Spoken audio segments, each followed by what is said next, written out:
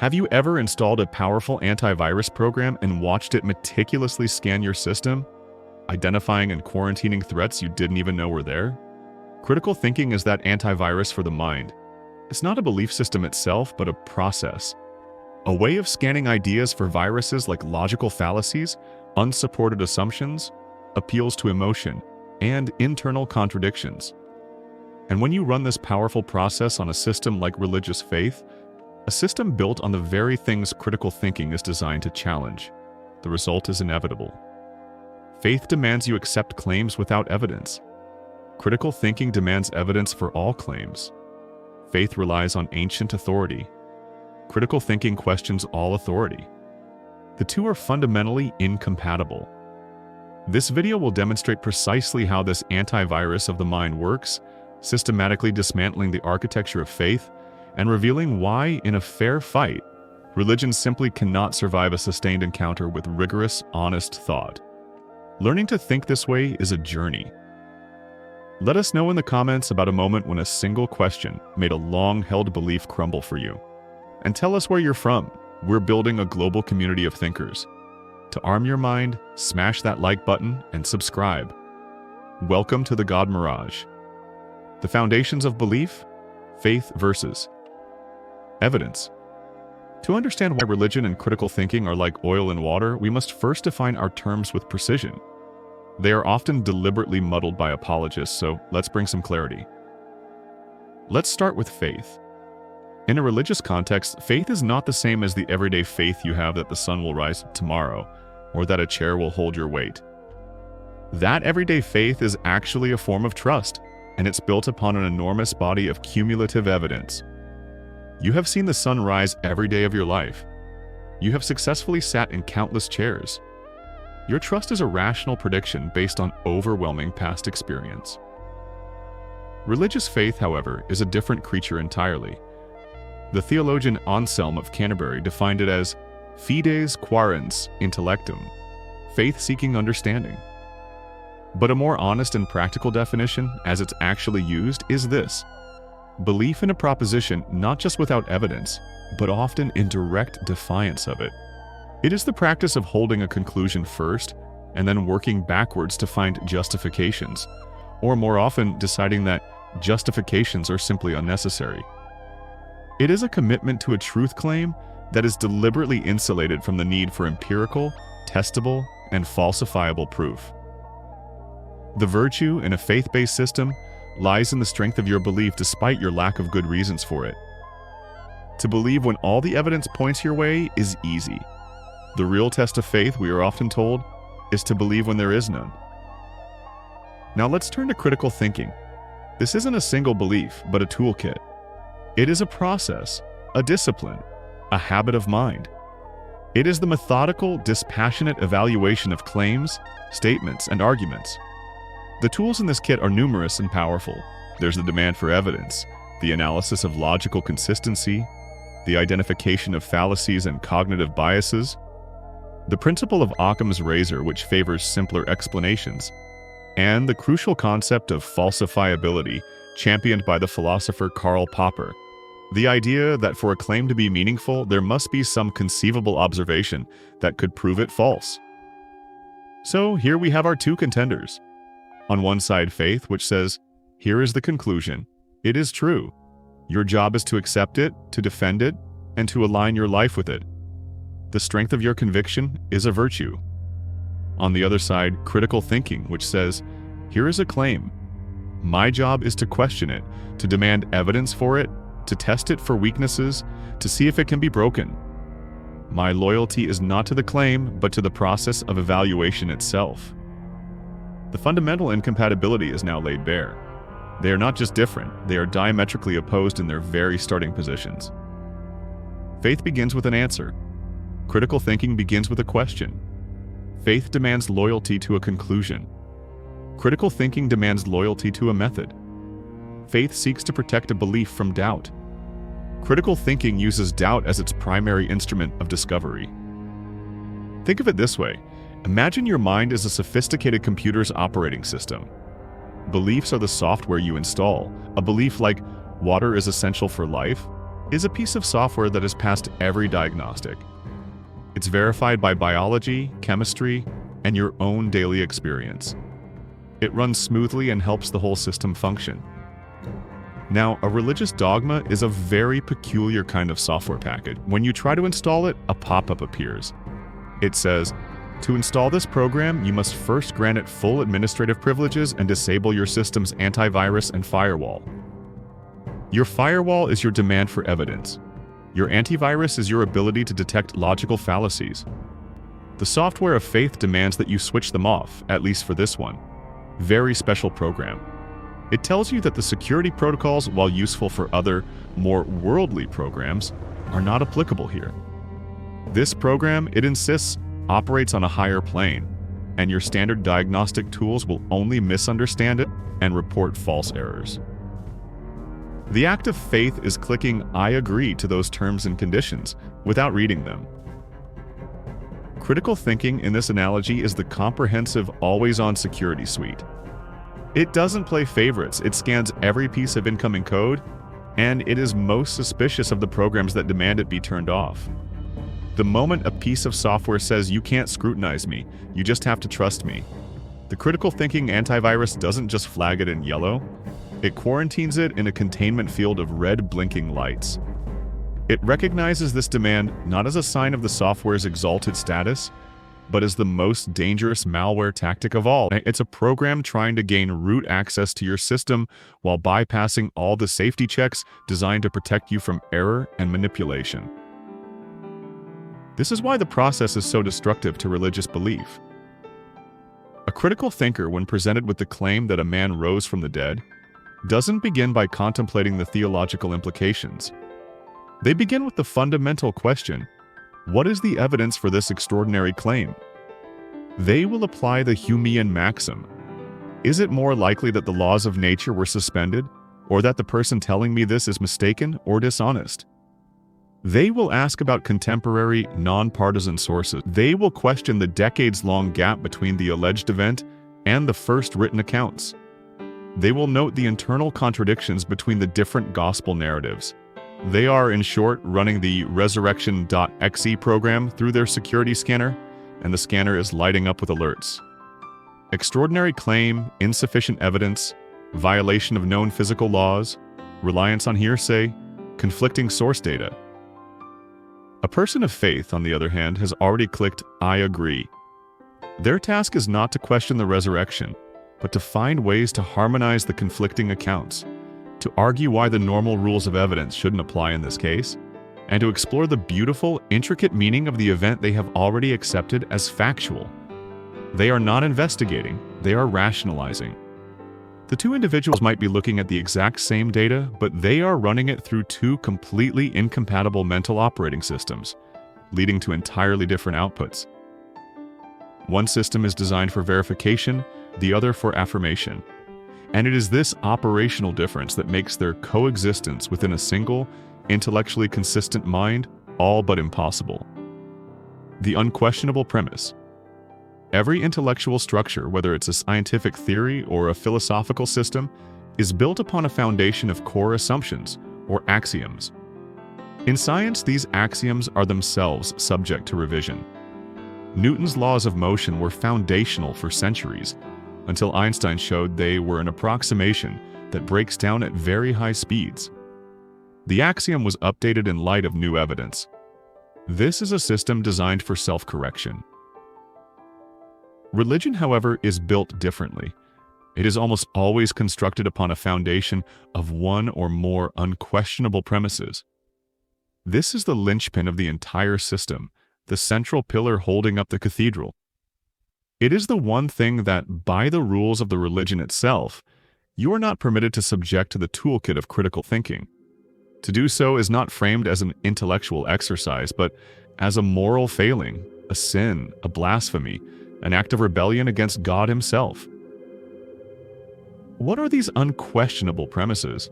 They vary from faith to faith, but their structure is always the same. For Christians, it's the divinity and resurrection of Jesus Christ. For Muslims, it is the perfect divine revelation of the Quran from Allah to the Prophet Muhammad. For Mormons, it is the divine origin of the Book of Mormon and the prophetic authority of Joseph Smith. For nearly all theistic religions, the most fundamental premise of all is simply the existence of the specific, personal interventionist deity they worship. This premise is a deliberately created epistemic black hole, a region of thought where the normal laws of inquiry are said to bend and break. It is shielded from scrutiny by a powerful array of thought-terminating defenses.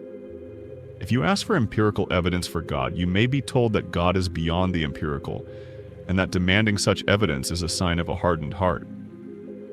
If you point out logical contradictions in a sacred text, you may be told it is the Word of God and its apparent contradictions are merely a result of your own flawed, finite human understanding. The problem is never with the premise. The problem is always with the questioner. This creates a fascinating and deeply flawed intellectual structure. Imagine a mathematician who begins a grand, complex proof with the statement, Axiom 1, let 2 to 5. This axiom is sacred and must not be questioned. From that point on, their internal logic might be impeccable. They might derive all sorts of complex and internally consistent theorems based on this initial axiom. Their work might be elegant, intricate, and dazzling in its complexity, but the entire towering edifice is built on a foundation of falsehood. It is fundamentally unsound. This is the very essence of theology and apologetics. They are overwhelmingly exercises in what happens after you have accepted the unquestionable premise. They are the intricate derivations that flow from 2 to 5. A Christian apologist does not start by asking, is it possible Jesus was just a charismatic apocalyptic preacher who was executed and remained dead? They start with, we know Jesus is the divine Son of God who was resurrected. Now how can we best explain the empty tomb narrative in a way that refutes skeptics? A Muslim scholar does not begin by asking, could the Quran be the product of a 7th century man's mind, influenced by the stories and cultures around him? They begin with, we know the Quran is the perfect eternal word of Allah. Now how can we interpret this verse about warfare or slavery in a way that is compatible with modern morality? The intellectual energy is not directed at testing the foundation. It is directed at decorating the rooms and defending the walls of the building that stands upon it. Critical thinking, by its very nature, cannot accept this arrangement. An engineer tasked with evaluating the structural integrity of a building does not start by admiring the stained glass windows. They go straight to the basement. They test the foundation. A critical thinker, when faced with a belief system, does the exact same thing. Their very first question will be aimed directly at that central, sacred, unquestionable premise. This is the point of fatal collision. The moment a critical thinker asks, what actual verifiable evidence do we have that Muhammad spoke to the angel Gabriel? Or, how can we distinguish a genuine divine resurrection from a myth that evolved over decades of oral retelling? They are committing the one act forbidden by the religion itself. They are pointing their diagnostic tools at the very thing they were told to accept on faith. And once that happens, the premise, exposed to the light of rational inquiry and the demand for evidence, almost invariably begins to crumble. It is found to be based on ancient hearsay, on logical fallacies, on appeals to emotion and tradition, not on the solid bedrock of verifiable fact. And when the foundational premise crumbles, the entire intricate, beautiful, and sometimes terrifying theological structure that was built upon it comes crashing down. The unquestionable premise is religion's single greatest point of vulnerability. It is the system's core password, which believers are taught to protect at all costs, and which critical thinkers are compelled by the nature of their own operating system to try and crack. And that is a battle faith can rarely, if ever, win. So here's my question for you for this section. Think back to any religious upbringing you may have had, or the dominant religion in your community. What was the unquestionable premise? The one idea, the one story, or the one figure that was placed on a pedestal, beyond the reach of any real honest doubt? Share it in the comments below. It's a powerful exercise to identify the foundational axiom we were once told to accept without question. the God of the gaps and the weaponization of mystery. There is a certain romance to mystery, isn't there? Humanity is a species of puzzle solvers. We are captivated by the unknown, driven to map uncharted territories, decode ancient languages, and gaze into the abyss of space, wondering what lies beyond our sight. A genuine mystery is an invitation. It is a frontier calling to the intellect and the spirit of discovery. But in the realm of religious apologetics, mystery is often transformed from a frontier into a fortress. It ceases to be an invitation to inquire and becomes a command to stop. When a person of faith is backed into a corner by a difficult question, why an all-good God permits childhood cancer? Why the creation stories in their holy book so flagrantly contradict geology and biology? Why their supposedly all-powerful deity seems pathologically unable to provide clear, unambiguous evidence of their own existence? The final, often used line of defense is deployed. It is a phrase of profound, tranquilizing power. God works in mysterious ways. A critical thinker hears this phrase and understands it for what it is. It is not a profound theological statement. It is a white flag of intellectual surrender. It is the verbal equivalent of a smoke bomb, thrown down to obscure the field of debate and allow for a hasty retreat. It is the ultimate conversation stopper. It is an attempt to elevate a lack of an explanation into an explanation in itself. To say it's a mystery in this context is to declare a specific area of thought off limits to reason. It is to draw a line in the sand and state that, beyond this point, logic need not apply. This tactic gives rise to one of the most persistent, yet flawed arguments for a deity, the God of the gaps. This is the argument that whatever we cannot currently explain with science and reason must therefore be the work of God. For millennia, this was a powerful position. What causes lightning? God. What moves the sun across the sky? God in his celestial chariot. What causes plagues and famines? The wrath of God. The gaps in our understanding were vast, and God was a grand and expansive explanation, filling every one of them. But the history of science has been the history of relentlessly, systematically, and successfully filling in those gaps. We discovered the principles of electromagnetism, and the lightning became a discharge of static electricity, not a thunderbolt from an angry deity. We discovered the laws of gravity and orbital mechanics, and the sun's journey became the product of a spinning Earth, not a divine charioteer. We discovered germ theory, genetics, and plate tectonics, and the causes of suffering became attributable to microbes, mutations, and geology, not to divine punishment. With every gap that science filled, the territory of God shrank. He was evicted from the sky, from the weather, from the body. The God of the gaps is now a refugee, hiding in the few remaining, albeit profound, mysteries at the frontiers of our knowledge. You find him today in the initial singularity of the Big Bang. What came before that? You find him in the precise chemical processes of abiogenesis. How did non-living matter first organize into life? You find him in the hard problem of consciousness. How does the wetware of the brain produce the subjective experience of being? To the faithful, these are the last impregnable bastions of the divine. But to a critical thinker, placing your God in a gap of knowledge is a terrible strategy. It defines your deity not by what we know, but precisely by what we don't know. It is a God built entirely out of our current ignorance. And as the floodlight of human knowledge advances, as it always has, the shadows in which this God hides will continue to recede. It is an argument from ignorance, a declaration that, because we don't know the natural explanation for X, the explanation must be supernatural. This is a monumental leap of logic, a fallacy of the highest order. The correct and intellectually honest answer to "we don't know" is not therefore God. The correct answer is simply, "we don't know yet. Let's find out." The weaponization of mystery is a powerful tool because it preys on our humility. It feels arrogant to claim we can understand everything, and of course we can't. But there's a world of difference between acknowledging the limits of our current knowledge and surrendering our very method of knowing. The former is intellectual humility, the engine of science. The latter is intellectual abdication, the foundation of faith. Critical thinking insists on pushing into the mystery, not bowing before it. It treats a gap in our knowledge as a challenge, not as a holy space. And it recognizes that an answer like, "God did it," is not an answer at all. It's just a way of giving a proper name to our ignorance. Cognitive biases, the invisible pillars of faith. If religious belief systems are great cathedrals of thought, then their visible pillars are scripture, tradition, and community.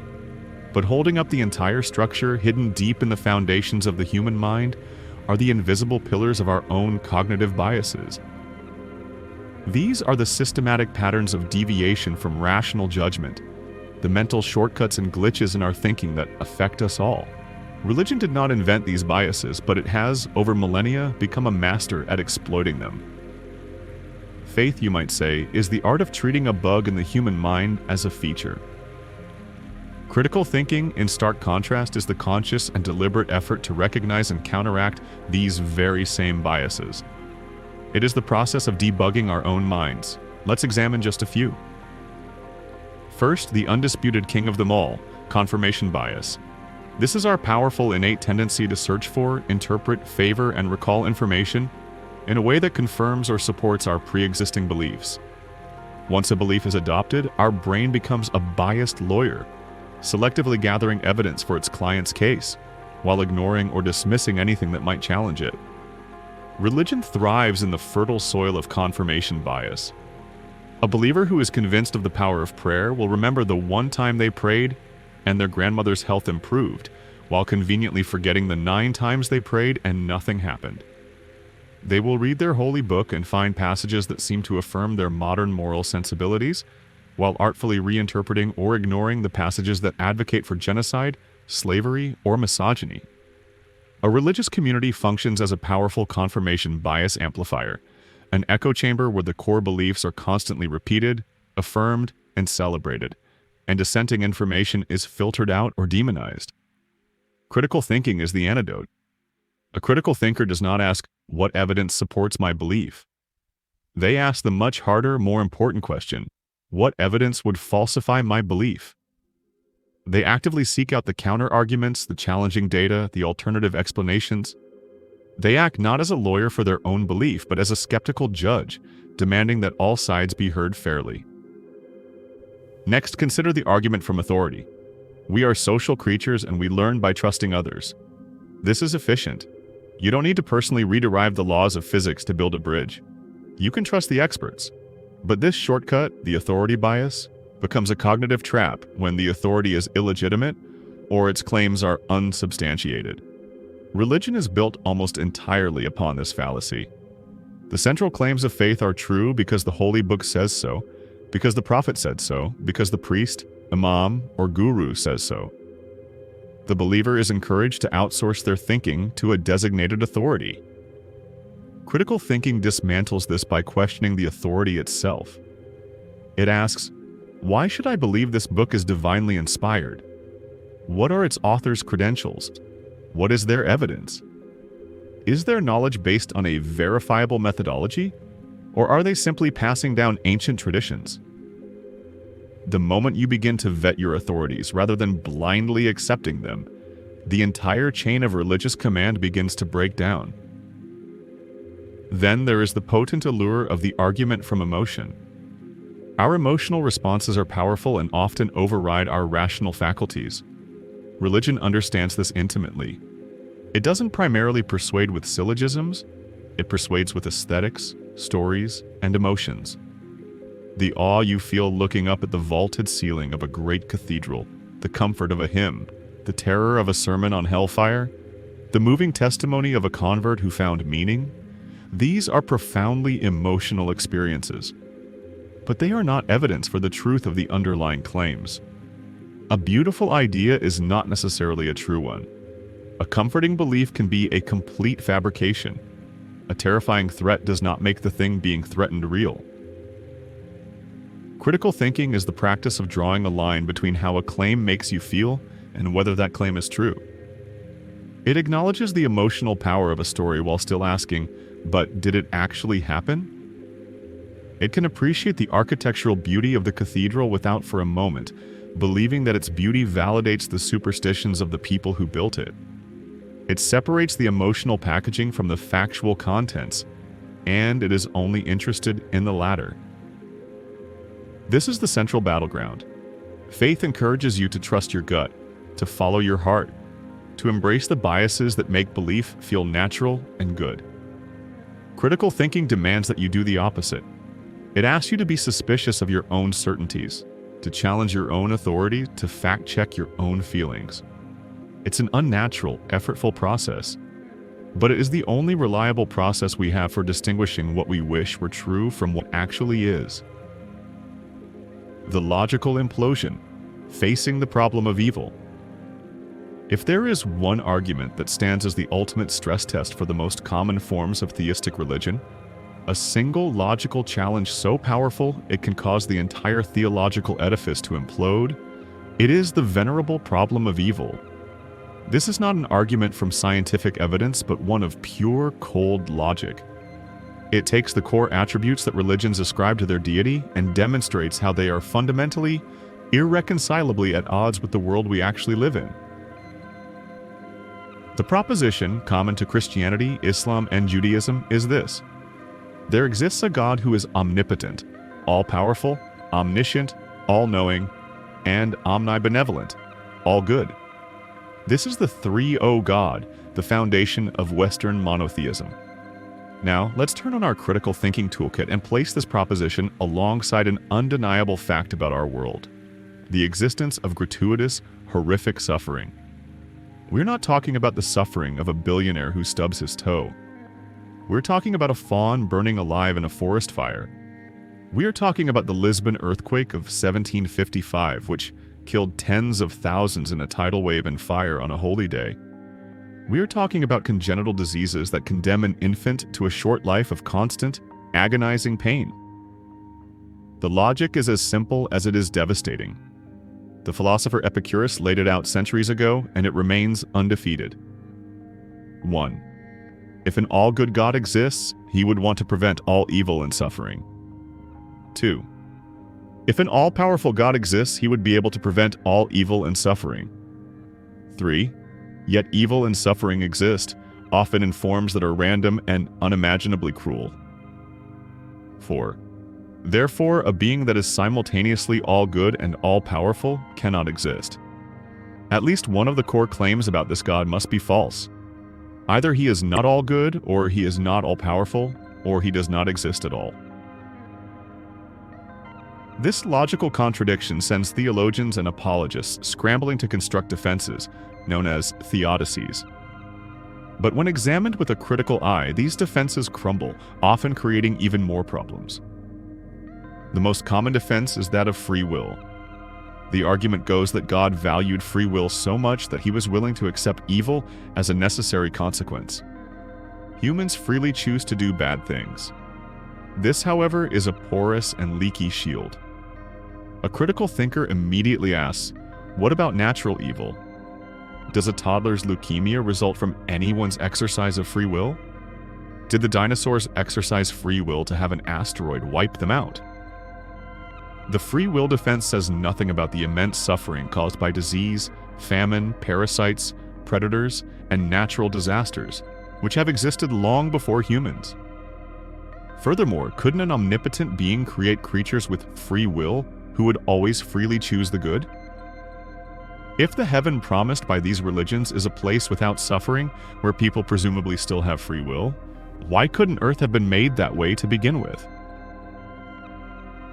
Another popular defense is that suffering builds character or is a test of faith. This is perhaps the most morally monstrous of all theodicies. A critical thinker must ask, is setting a child on fire a valid way to test their parents' faith or build their character? If any human being were to inflict such suffering on another for the sake of a test, we would call them a monster and lock them away. To ascribe this same motivation to a perfect, all-good being is to engage in a form of special pleading that is both logically fallacious and morally repugnant. It paints a picture of God not as a loving father, but as a cosmic sadist. Finally, when all else fails, the apologist retreats to the final fortress we discussed earlier: The argument from mystery. God has a higher purpose for this suffering that we cannot understand. This is an admission of defeat. It is a refusal to solve the logical contradiction, instead simply declaring it a mystery and asking us to have faith. It is saying, I know it looks exactly like what you'd expect in a universe with no benevolent guardian, but trust me, there's a secret reason. Critical thinking cannot accept this. An appeal to a secret, unknowable plan is not a counter-argument. It is the abandonment of the argument altogether. The problem of evil is so potent because it uses the religion's own definitions against it. It demonstrates that the moment you apply basic logical consistency, a core tool of critical thought, to the central claims of theism, the system breaks down. The God described is logically incoherent. You are left with only a few choices: abandon the belief in God, redefine God as either not all-powerful or not all good, or abandon logic itself. For a critical thinker, the choice is clear. Conclusion: the antivirus and the open sky. We began with the image of a nagging question, a splinter of doubt in the mind. Throughout this exploration, we have seen how that splinter, when nurtured by the tools of critical thinking, can grow into a force capable of dismantling the most ancient and imposing structures of belief. We've seen that faith and critical thinking operate on fundamentally opposed principles, one starting with a conclusion and demanding loyalty, the other starting with a question and demanding evidence. We've unmasked the unquestionable premise as religion's epistemic black hole, a shielded core that critical inquiry is designed to penetrate. We've seen how appeals to mystery are not profound truths, but intellectual retreats, and how the God of the gaps is a deity defined only by our ever-shrinking ignorance. We've exposed the invisible architecture of faith, showing how it masterfully exploits our innate cognitive biases, our preference for confirming evidence, our deference to authority, and our susceptibility to emotional appeals. And finally, with the problem of evil, we've watched as a simple application of logic can cause a central theological claim to collapse under the weight of its own contradictions. Critical thinking then acts as the ultimate antivirus for the mind. It doesn't target specific beliefs maliciously. It is a system diagnostic, running in the background, scanning for malware. It looks for programs that demand you disable your security protocols. It flags claims that lack supporting data. It quarantines arguments based on logical fallacies. And it identifies the corrupted code of cognitive bias. A mind that runs this antivirus consistently and thoroughly cannot sustain a belief system that is fundamentally based on faith. The two are systematically incompatible. But the purpose of this process, the goal of the God mirage, is not to leave you in a sterile world of cynical disbelief. Far from it. The goal is liberation. To jettison beliefs based on poor evidence and ancient dogma is not to lose something of value, it is to clear away the clutter. It is to free yourself from the fears, the guilt, and the intellectual contortions required to maintain a Bronze Age worldview in the 21st century. What rushes in to fill that space is not a void, but a sense of wonder that is more profound because it is real.